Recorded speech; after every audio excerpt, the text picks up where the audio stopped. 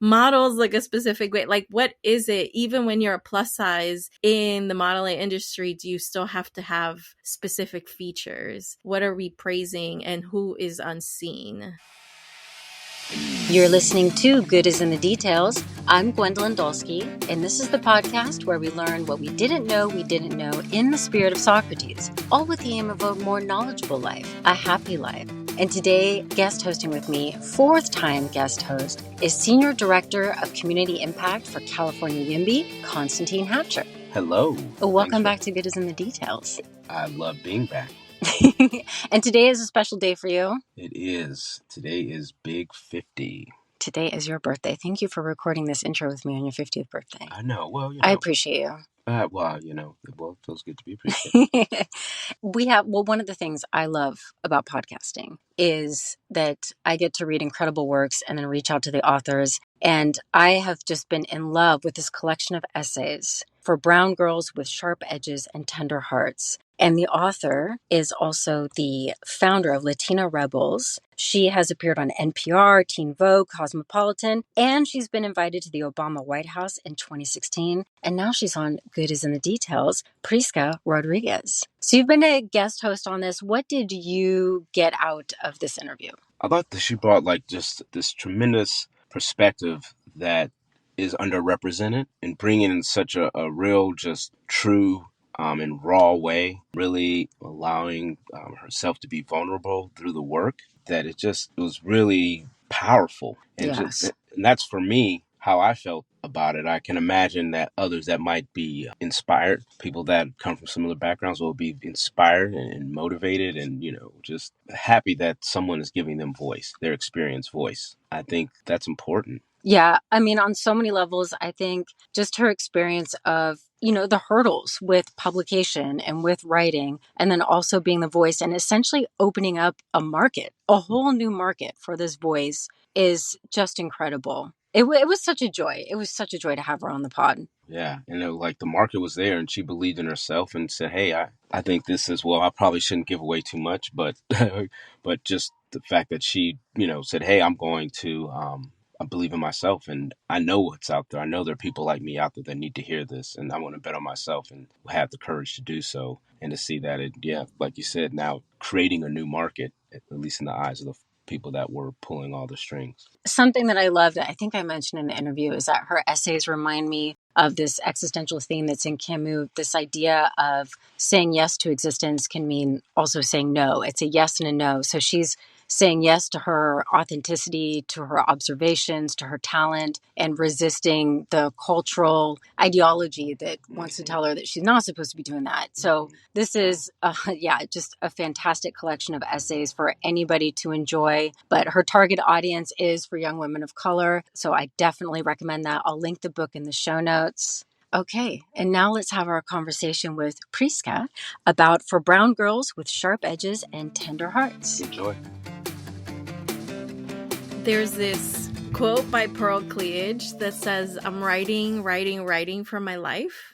And I think that's what ended up happening for me. I graduated, I moved back home, and so I was single in Miami. Nobody wanted to hire me because I was overqualified in terms of a degree, but underqualified because of work experience, because I had been in school for years. I also had visible tattoos. I wasn't palatable in the ways that people wanted me to be. And so the only job I could get was at Neiman Marcus, the outlet store. I felt stuck. I felt like, did I mess up? Did all the decisions that I made, all the divesting from systems that I did, is that my demise? And so I started not writing. I started on Instagram doing captions and pictures of myself, just to remind myself, like little me, because my internal dialogue to current me was very mean. It was very, you're never going to get out of this. This is the end. But I could be nice to a picture of me at 5 years old. I started writing these love letters to me at a younger self. And from Instagram captions, the Huffington Post reached out. this started in May 2015. In August, the Huffington Post Latino Voices editor, Tanisha Ramirez, DM'd me on Facebook. And she was like, "You're a wonderful writer. I would love for you to write for us." And I was like, troll. There's no way. There's absolutely no way that somebody believes in me. So this has to be a lie. Because I even told her, I was like, "I'm not a writer though." And she's like, "You're absolutely a writer, and you're a beautiful writer." And so you can actually go to Huffington Post. If you type my name and you go to Huffington Post, you can see the first thing I wrote was like 6 lines. It was like a poem basically, because I was so stifled and I was so silenced. And I was told in academia, lived experiences are crucial for people of color, but not you though. You need to write like an academic. So you can't talk about your experiences. Give me the citations. Where'd you get that from? Strip yourself out of this paper. And so I didn't know how to write. I didn't know how to type into that. And I had to learn through writing. And in November of that year was the Dear Brown Girl piece that's in the beginning of the book. I wrote that and that went viral. By January of the next year, I was writing full time. So it happened quickly. It happened against my will in some very significant ways. I think it took almost 2 years for me to finally tell Tanisha at the Huffington Post, I was like, "I think I'm a writer." But it took a lot. And it's still, I mean, my book, my literary agent reached out to me on direct message on Twitter after a piece that I wrote about, it's similar to the volunteerism piece that's in the book, but that went viral in white spaces. And my agent found it. He messaged me on Twitter and I thought he was a troll also. I thought that was a lie because I still have the piece. He was like, "Miss Dorcas," because of course he doesn't know my name. He just sees my Twitter handle, which is Prisca Dorcas. And he's like, "I love to help you write a book." And I thought it was like, what? Okay. And so it took me 2 years to write my book proposal because I dragged my feet about it. I was like, "This isn't real. I don't know why you think I can write a book. I don't know why you think that I know how to write a book." Is there any part of you that wants to go back to the people who said that you couldn't write and show them show them your work? All the time. All the time. Hell yeah. Especially the TA who suggested I write my papers in Spanish because she assumed I was going to be a better writer in Spanish. I've seen her once out and about, and I just wanted to be like, "Do you remember me?" But Microaggression much? yeah, I know it won't end well for me. I'll still be viewed as the aggressive one in that dynamic, so I don't do anything. But but yeah, it's all kind of happened to me. I haven't really sought this career, and now that I'm here, I'm like, oh, I think it's time to fuck shit up here. You know, one of the powerful themes throughout the book that really resonated with me is that journey that BIPOC folks have to undertake, twisting themselves out of shape, contorting so that they fit in to what others' perceptions of who they should be, to be accepted, to be able to enjoy the benefits of, in mainstream society, and how difficult that is, that feeling of not good enough, that kind of imposter syndrome. What would you advise or say to that brown girl who is coming of age and embarking on their own journey of self-acceptance? They may have, busted their ass, got their scholarship, got their degree, maybe got their graduate degree. They walk into the door and all of a sudden it's, "No, sorry, you're not good enough." And you're not good enough not because of you don't have the talent or you don't have the achievements, but because of who you are, how you exist in the world. Too black, too brown, too ethnic. What might you say to them? It's heartbreaking. I think people just have different monsters they're battling too. And at least for me, my distance and the fact that my parents weren't financially able to support me meant that I had a certain amount of freedom, that I kind of was like, whatever I did, they couldn't punish me, gave me a lot of freedom to be like, fuck all this. I was able to risk everything because the only person technically that I was going to hurt was myself if everything backfired. And in some ways it did backfire. And I was the only person that sort of faced the consequences of me divesting from systems. But I would say try. I got caught up in the dance of do what you're told, believe the myth of meritocracy, dress better, make them believe that you belong. I got caught up in the dance. And when I realized that it didn't matter what I was doing, that's when I divested. And I think that if I would have done it earlier, I would have been so much more prepared for everything that happened.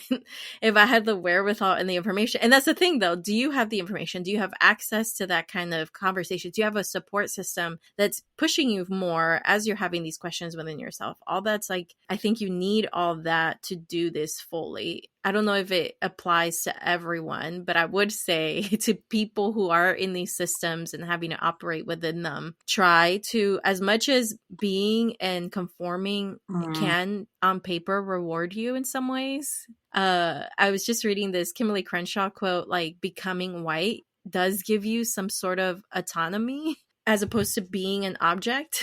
Like attempting to acquiesce to whiteness does give you some sort of power or some sort of sense of power. And I think, yeah, it does and it can, but don't get caught up in it because it's never yours and it's always conditional. Step away from it as much as possible and don't let it have the hold that it wants to have on you. Could you explain what you mean by whiteness, white standards of beauty? Because if somebody is stuck in the narrative of whiteness equaling norm, then they won't even realize that it is actually a system. They'll just think that is the way things are. So what are some things that you noticed about white spaces or white standards of beauty that are not actually norm, they're cultural and conditioned? I think it's so ingrained that if you're not questioning it, you probably should. So beauty pageants, even like the Miss Universe, what do all the women why do they all happen to look alike? Even if their skin tones are different, what is it that we have admired and revered about beauty that it seems to transcend race? And it's a smallness, body and facial features. It is taking up as less. We like women who take up as less space as possible with their mouths and with their bodies. So like the thinness, the small features, the thing that we think of as like universally beautiful, what does that look like? And why does that not look like your grandmother?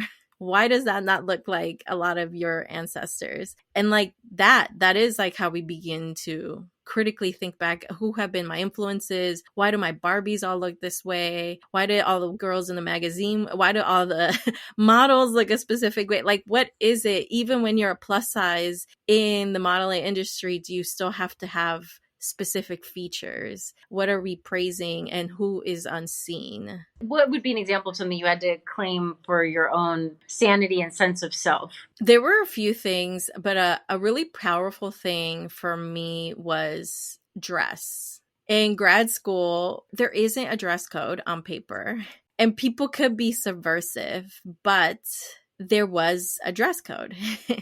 And depends on your field too, but there is a more mutedness that had to exist. I remember my professor saying, don't wear makeup if you want to be taken seriously. Like things like that, you're like, what second wave shit did you get that from?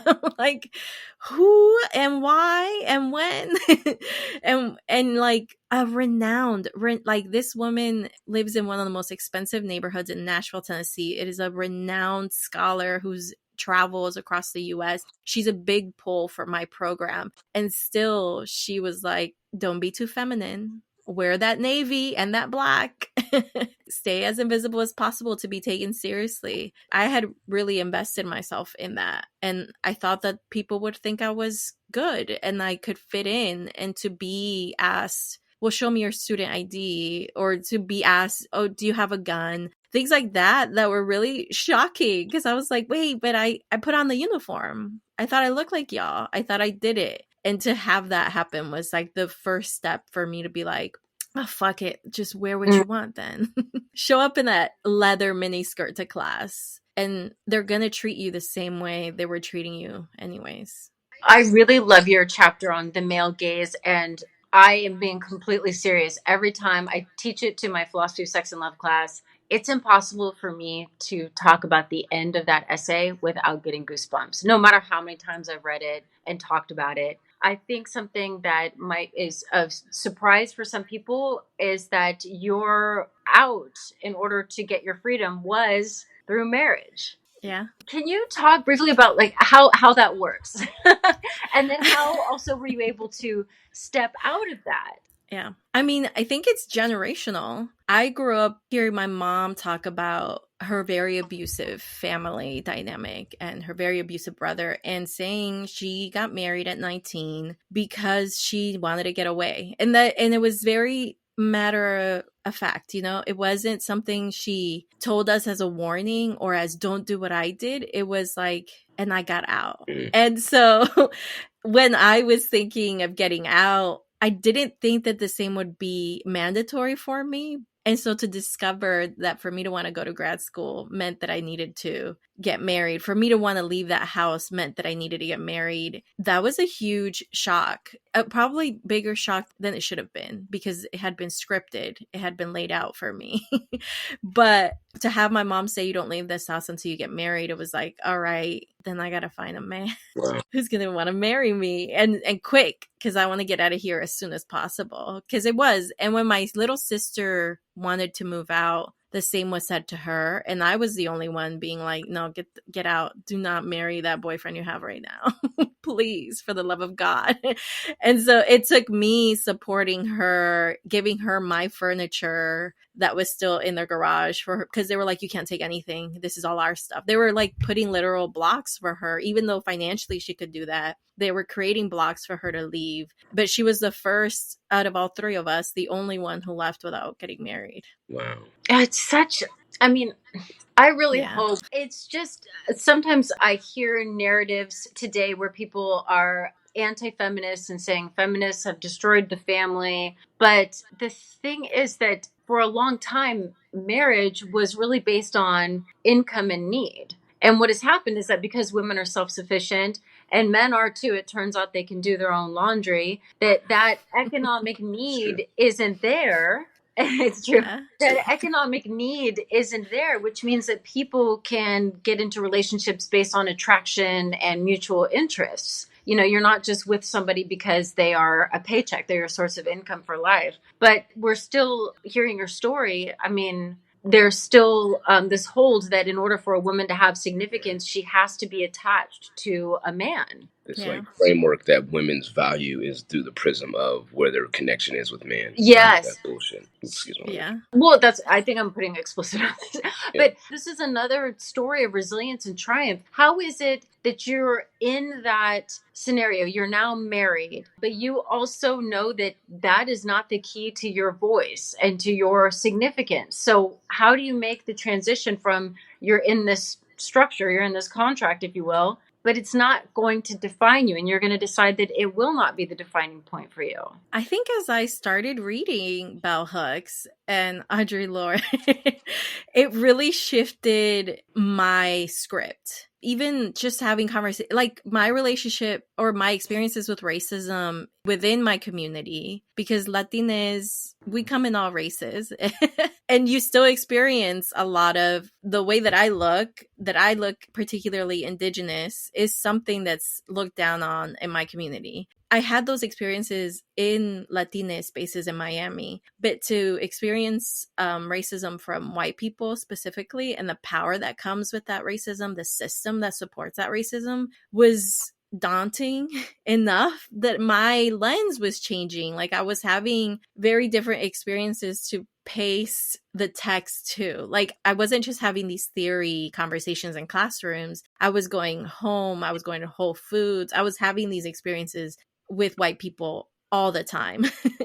And so that's when a lot of me started to get angry. And because I didn't know where to put that anger, I was like, here's this man that I'm married to because I had to. And fuck that. I don't want to be married to him either. Like I just was really tuning in, finding the anger and finding the power to be angry, because for women to be angry, like for us to even say we're angry, I think takes a lot of privilege. We're not allowed to be angry. I think we're not allowed to express anger, specifically my very church context. I think we're not allowed to express anger. And so to have access to that anger and to have access to, okay, what do I do with it now? The person that felt the most immediate was this person that I got married to because of obligation, because I was making everyone else happy. And so it was the first tie that I broke. And it was the riskiest because in terms of family respect, in terms of what my disappointing my parents, I felt that consequence immediately. Like they stopped talking to me. I mean, I stopped talking to them. I changed my phone number. I changed the address. I didn't tell them where I was. And the distance gave me access to cut them off. But the words and the things that they said to me to try to keep me in that marriage were all, I mean, we have triggers because oftentimes our parents gave them to us. Finding all that and having to fight my own voices are like, you're doing something wrong and the world is scary now and something scary is about to happen to you and you're in danger. All those felt really real. And then like I was showed that it is real if you read that chapter. And so to not run back was the fight that I had within me for a while. Wow. That's just such a, it's just interesting how these systems are so set up that we, like, even when we recognize the system, it's so hard to just break away from it because so much is predicated on that. Right? Family. Yeah. Your family and culture every aspect of life. Just that folks that maybe may not understand that terminology, when you say divest of systems, so you've used that term a couple times, could you just speak to kind of what you mean by that and what does that look like? And how would that apply to someone maybe that also might work within the system, and how do they navigate that piece? Yeah, I think our whole schooling and our whole socializing is investment in the systems. I think even our churches support that in a lot of significant ways, which is something I really can't wait to get into in one of my books. But yeah, it's just the way we dress. Who even the normalization of heterosexuality. It's the way we assume my little girl has a little boyfriend. They haven't said anything. It's little things that are everyday things that are so normal that support these systems. And whether it's conscious or not, we are invested in these systems if we're not dismantling them. Mm-hmm. And so when I say divesting is the opposite of that. It's saying, oh, I see what's happening mm-hmm. and I'm going to actively not just assume someone's gender. I'm going to actively not acquiesce to the most powerful person in an academic classroom because I'm supposed to. I'm going to actively treat people like they're human beings, even if I was told that there's value in people based on how much they make. Mm-hmm. So it's changing scripts that we think are just default. I love that. Yeah. Because one of the things I was wondering, like, say you work in corporate America, or you work in, even as like working in a nonprofit, but your focus is, like change from inside versus like, the change from outside, which I think you need both, right? You need people working the inside and you need people pushing from the outside to make sure the people that are on the inside just keep vigilant, right? And yeah. But I was wondering, can you have both? Can you actively work to divest in the systems while still working to change from within the system?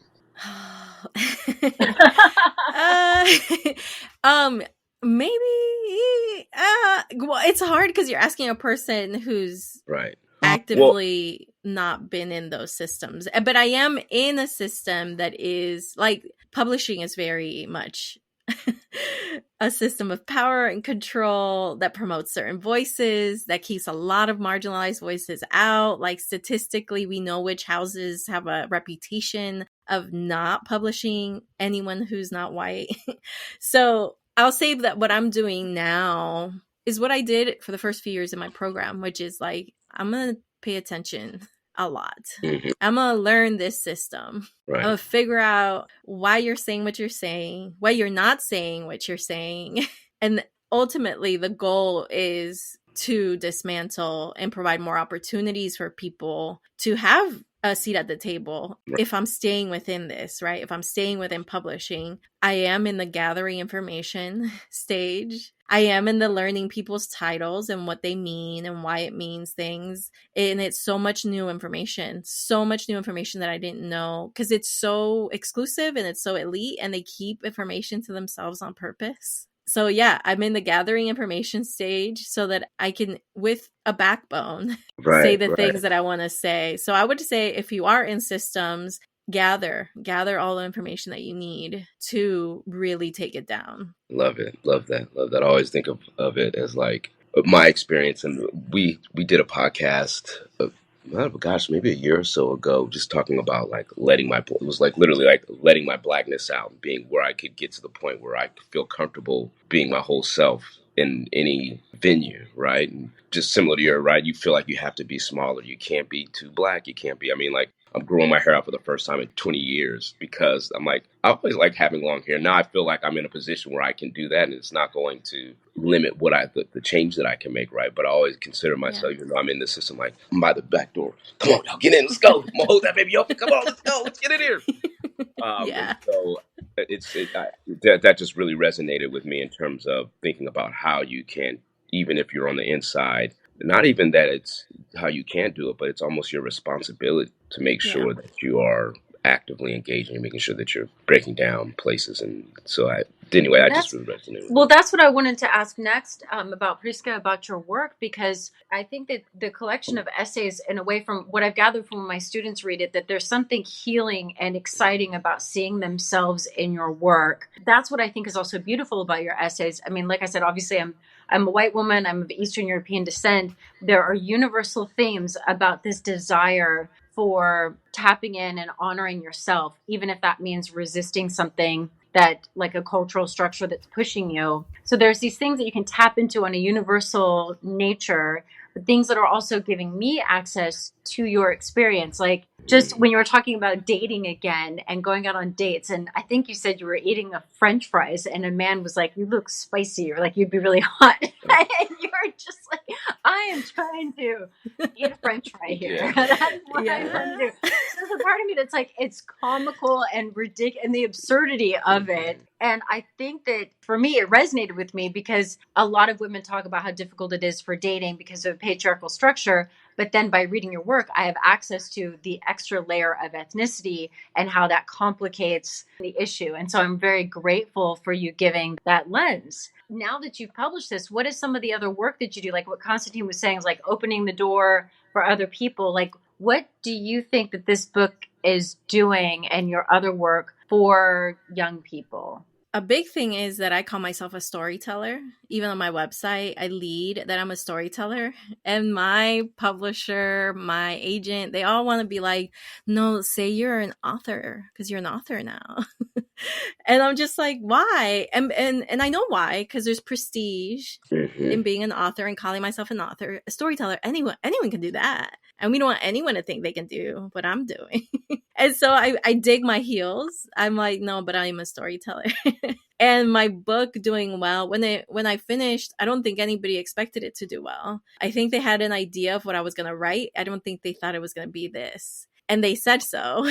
And that it's done well. They've had to do a few printings of it. Now I have friends who are pitching their books to publishers and sending their proposals out, and I'm a book they're citing because they've said that there wasn't a genre for my book. And so I created a new genre for people like us to exist in our first person experiences and for them to know that there's an audience, because my book has sold over 50,000 copies. Mhm. They didn't know how big this audience was going to be. So now that they know that there's actual money, because that's what publishers are thinking, numbers and money. And so they're seeing real money and real numbers. I think it's creating opportunities for other authors similar to myself, other storytellers similar to myself, to have a place to be like, no, there's a foothold here and you're just missing out on this whole other customer base. That's one way that I'm like, let's go. If I'm Right. writing books that you can't put in a genre, better for me because it's creating new possibilities for people. So my next book, I have an illustrator that I wanted to work with. Usually in publishing, they have their network. Publishing is very white and very actually white female in terms of editors, in terms of marketing, publicity. I'm in meetings often with like 6, 7 white women. their Rolodex of artists. Once you're in a publisher, they have a Rolodex of artists who do covers, who do art within it. If you're not the one doing it, it's mostly white women too. And so I was like, okay, I want a book that has illustrations, but I'm bringing in the illustrator. Mhm. And that's who so I proposed the book with an illustrator who's a single mother who lives in a border town and who's just starting to really make a living as an artist. And I'm like, no, I want her stuff and her name on the book, and I want people to know who she is. I don't want your random artist. And asking, like, even when I got my book advance, I was like, I want to pay her a wage that's fair and that's competitive. She's an artist that can be in galleries, and her price should reflect that. And not only that, but I had to go and provide childcare for her to do the illustrations because she's a single mother and couldn't focus. Her baby was 9 months old and she wasn't turning in. And so letting the publisher know, like, if you are investing in marginalized people who are also investing in marginalized people, your advance needs to match that. And I had to put in money, fly there, take care of her baby for the illustration to come to life. But making those adjustments, like, I'm not in publishing and so now I'm above things. No, I'm here to create opportunities for other people who will then create opportunities for other people. And she's going to do my cover. They don't work with people outside of their departments to do covers. So now she has in her resume that she's done a book cover that's going to be printed all over the US and in Spanish too. So yeah, it's just pushing and not asking, but just being like, this is what I want. If you want me, you're going to have to bring another person along. How hard was that fight to get that?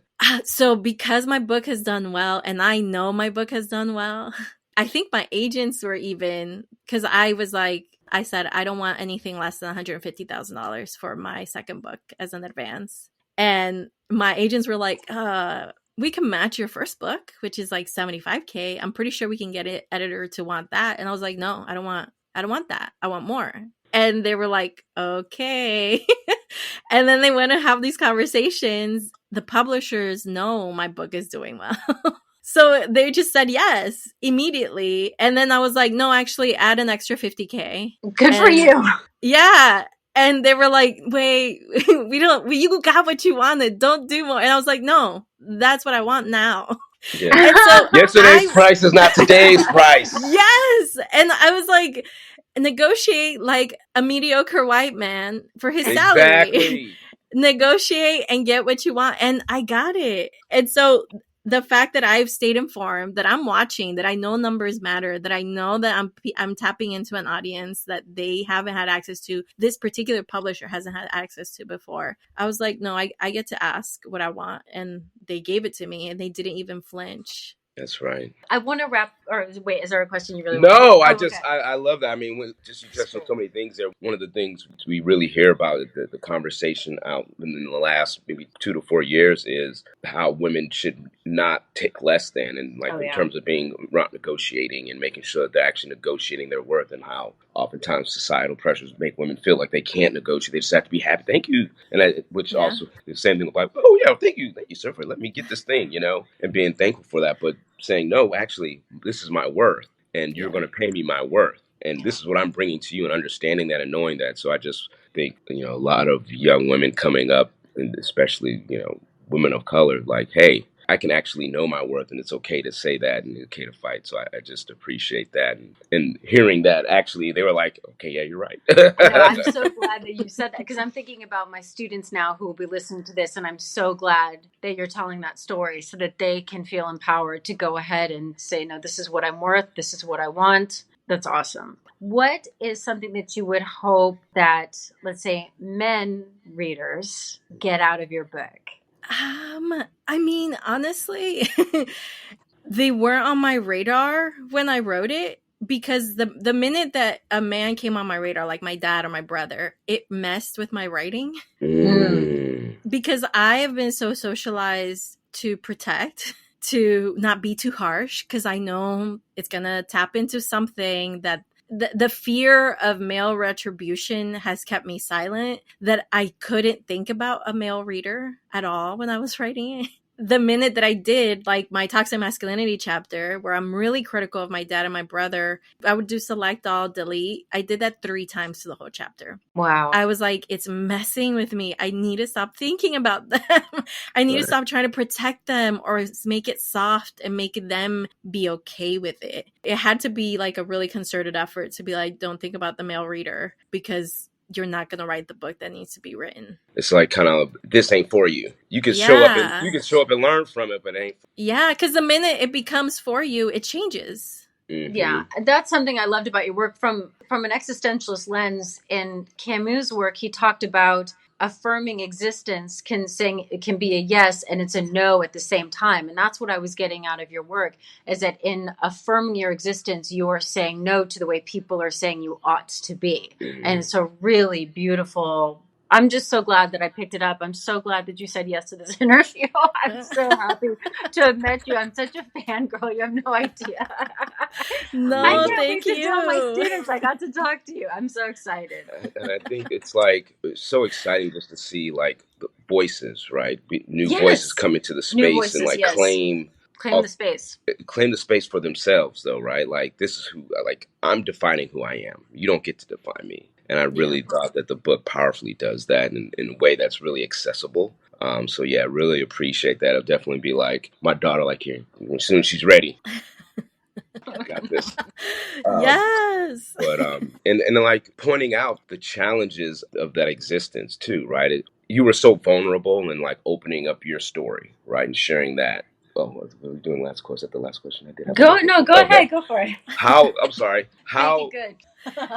The pressure. I can't take it. No. Okay. So, how hard was that? I mean, you touched on it a little bit when you're talking about like when you're doing the chapter about toxic masculinity and like how you delete it, right? But like, how hard was that just to open yourself up and be that vulnerable to say, this is my authentic story? I'm going to say how hard it is, but I think I highly recommend the audiobook version because I did it myself. You could tell how hard it is as I'm reading it. I was in 8-hour days in a studio for 3 days and I couldn't stop sobbing because I wrote things down that I had never said out loud. And so you could see me struggling to say those things out loud, to make them real, even though they are real, but to make my consciousness of it palatable was a lot. It's so much so that the producer was like, we did so many takes and he was like, you know what, we're going to fix it. No, he did no such thing. He sold me out because you hear me crying in the audiobook. And so it was really hard. It still is really hard to do readings. I think there's so much around secrets. My next book is about women also. And that's kind of the gist of it, is the secrets that we're taught to keep and who we're taught to protect in those secrets as women of color, as working class women. I think when you take that veil off, when you say the thing, for me, what it's resulted in is I've developed a lot of autoimmune responses. Nobody can figure out what it is, but I have rashes in my arms. I sometimes can't breathe. It feels like something's suffocating me, but it feels biological. It doesn't feel anxiety related. But I've gotten scans. People are trying to figure out actively what's happening, and nobody can figure out what's happening except that it's an autoimmune response to something that I'm doing. And the something that I'm doing is that I'm saying things that I'm not supposed to say. And so it is hard. But I'm hoping that as I continue to say it, it's creating new neural pathways in my brain where that is the new normal, where we can say these things out loud in public, not just with your friends in private, but in a stage in front of hundreds of people. But it is hard. I try to say as much in the book. Like, none of it in the book, it doesn't have like these pretty bows at the end. It's kind of like, it's terrible out there, but there's more chance of us being okay in large numbers. Absolutely. Thank you, Prisca. Yes. Thank you. I want everyone to buy your book, everyone to read your book. I'm really excited about it. Thank you so much. This is a great conversation. I could probably, as you can tell, I have about 3-4 more questions. No, I'm joking. Good is in the Details is produced by Dr. Gwendolyn Dolske and Rudy Sallow, and this episode is sponsored by AvonmoreInc.com. If you play bridge, or if any of your friends play bridge, you gotta go to AvonmoreInc.com. Let them know that Good is in the Details sent you. I'll link them in the show notes. And remember, they have everything for your bridge party. Cards, coasters, napkins, anything you need. We're on Instagram, Good is in the Details Pod. Take a screenshot of this episode or your favorite episode and tag us. You can also follow us on Patreon, patreon.com/goodisinthedetails. Got a new book up there for our book club. We're on Facebook, Good is in the Details Pod. Until next time, bye.